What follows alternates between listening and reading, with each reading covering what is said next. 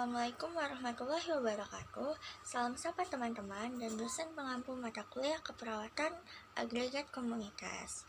Kembali lagi dengan saya Siti Hamidah, program studi keperawatan Universitas Indonesia Maju. Oke, selamat datang di video edukasi di channel Mediasi Archive.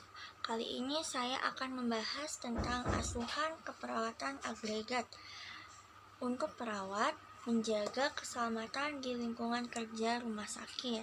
Tujuannya untuk meningkatkan pemahaman dan kesadaran perawat tentang asuhan keperawatan agregat komunitas populasi rentan di area kerja rumah sakit, khususnya dalam mengelola risiko kecelakaan kerja. Oke, tanpa berlama-lama, mari kita simak video penjelasannya. Check it out.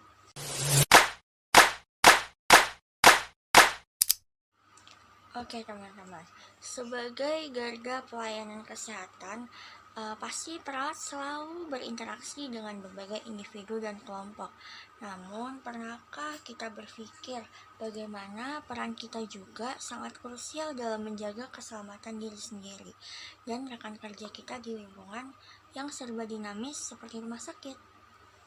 Oke, jadi kita masuk ke poin pertama. Apa itu asuhan keperawatan agregat? Dalam konteks keperawatan komunitas, kita sering berbicara tentang agregat komunitas. Ini adalah sekelompok individu yang memiliki karakteristik atau pengalaman umum seperti perawat di sebuah rumah sakit. Di antara agregat ini terdapat kategori populasi rentan yang menghadapi risiko lebih tinggi. Di lingkungan rumah sakit, kita para perawat juga bisa menjadi populasi rentan terhadap berbagai risiko, terutama pada kecelakaan kerja. Jadi, mengapa perawat menjadi populasi rentan di kecelakaan kerja? Di lingkungan rumah sakit itu, meskipun dirancang untuk penyembuhan, tapi juga menyimpan berbagai potensi bahaya.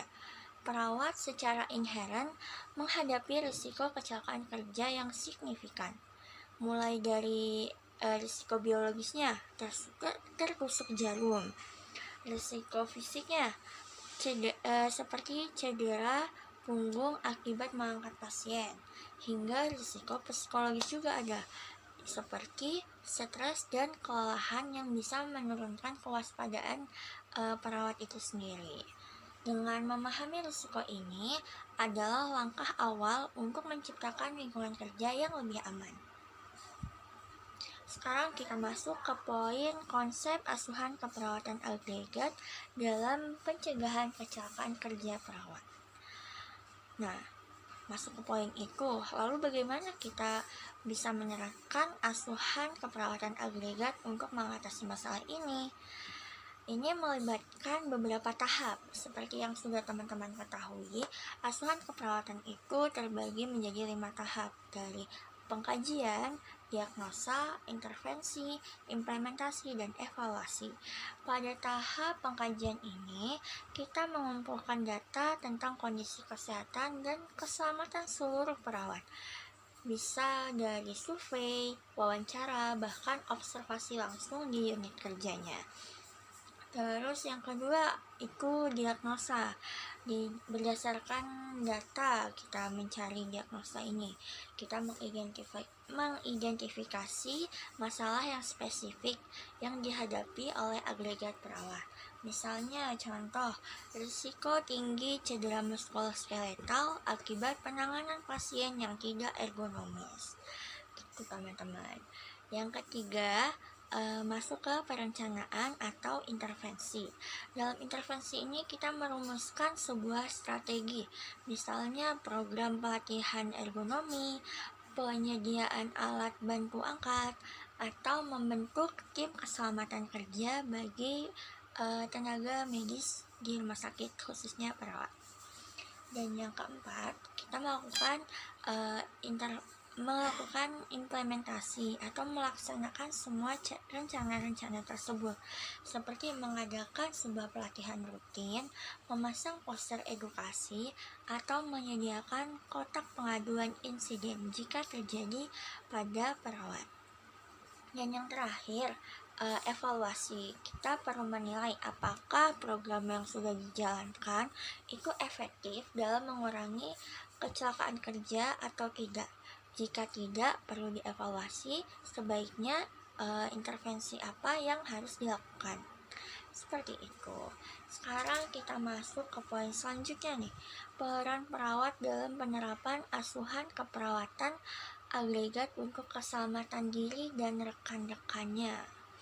Setiap perawat memiliki peran sentral dalam menciptakan lingkungan kerja yang aman. Ini bukan hanya tanggung jawab pihak manajemen, tetapi juga tanggung jawab kita bersama. Caranya, yang pertama, kita harus bersikap proaktif dalam mengidentifikasi potensi bahaya di lingkungan kerja. Yang kedua, melaporkan setiap insiden atau near miss.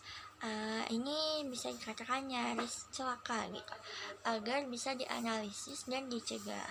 Yang ketiga, kita bisa mengikuti setiap pelatihan keselamatan kerja yang diselenggarakan oleh rumah sakit atau instansi. Yang keempat, menggunakan alat pelindung diri atau APD dan alat bantu sesuai standar yang berlaku.